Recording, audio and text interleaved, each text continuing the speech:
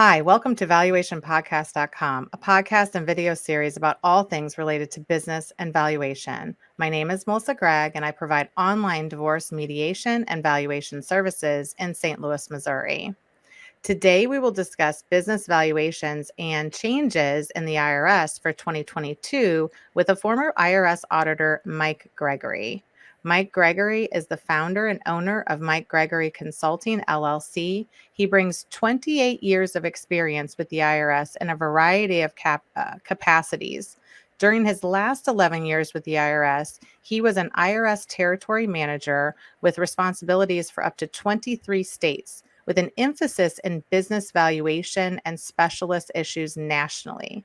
He's also was involved with creating and talking to the IRS about the discounts for lack of marketability and also reasonable compensation.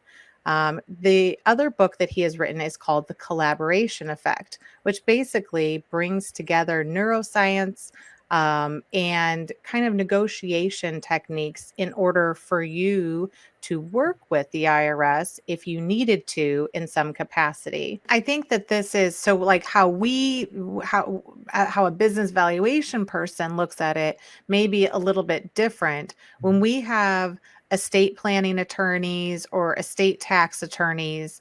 What are a few tips for them? Because they're getting these valuations. And quite frankly, 100-page valuation, 150-page valuation, I don't know, seems good, right? We paid a bunch of money. These people have credentials.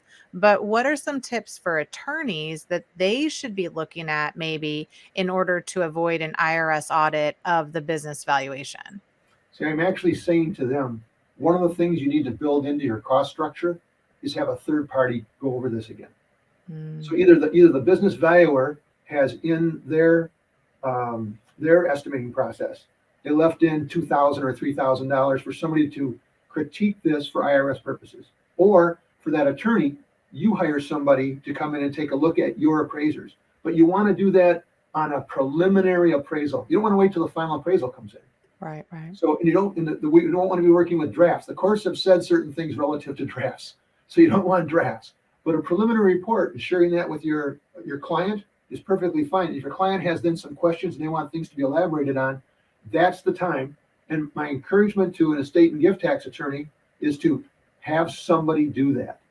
It is cost of $2,000 or $3,000 to get that done versus having an audit on this thing and the tens of thousands or even hundreds of thousands of dollars that can be involved with that a year or 2 years down the line. It says this is tremendous savings. Plus, you can sleep better at night because the chances of this happening are much less now because you've taken this action. So with the attorneys, I'm encouraging them to have another party. Look at the preliminary report. No matter, I don't care if I also would comment, doesn't matter what the name is on that appraisal firm. Something, because I've got this name appraisal firm, you're going to be good. Well, I've mediated. I do 2 to 4 mediations a month. I've been involved with some major appraisal firms. And you've got people doing this work and people who are well known in our industry that I've been involved with. And you know what? We all make mistakes. Right. You know what? We tend to get egos that I know what I'm doing. I've done so many. I've been to court. I'm the guy. Okay. Well, the reality is when someone comes back and looks at your work from the standpoint of how would the IRS or a court look at it at a federal court level, it's a little bit different animal. And you want to be able to avoid all that by writing this in a way that they can understand. Generally, I find in almost any report, they have acronyms in there. And oftentimes they don't say what the acronym is. In some cases, I've had on the order of 50 acronyms in a report. And I said, why don't you put at the end of the report all these acronyms? Just put them in there and say all the acronyms are on page 100 or whatever. And you've also put them in the report. The first time you put in a word and then you have an acronym behind it, you did that in the report, but you might not use that again for 20 pages. And when it shows up again, you put the acronym in there. The reader is probably not going to know what that is. So that's not every report do I do that with, but with a report, I came forward and said, you've got so many acronyms in here. I suggest a page back here with just, and then tell them up front, that page has all these acronyms. So when you're going through the report, you might want to reflect on that to help you. If you put yourself in the reader's position, that's the key. And if you, the estate tax attorney, can read it and you understand it, that's a plus. Now I'm going to ask you, could your support person read it and understand it? And at the IRS, before we went to court, we had a support person always read these. And anything you don't understand, just circle it in red. Okay, mark it at the margin or whatever on paper copies back in the day. And then with that, we'd come back and look at it again and say, oh yeah, I can see why. We know what that means. And that's the comment from the Gallagher case I brought up. You knew what it meant. And I was once on a panel in New York City with ASA. And we had the valuer involved with the Gallagher court there. And I'm leading a panel with 3 experts here. I'm asking them questions. And I said, so to you, what do you think was the biggest issue in your report that the court didn't get? And the guy told me that this one person said what it was. And I said, now, where was that in the report? He had the report there. And he says, well, I'll tell you. And it's right here on page, I'll say 96. It's footnote number 256.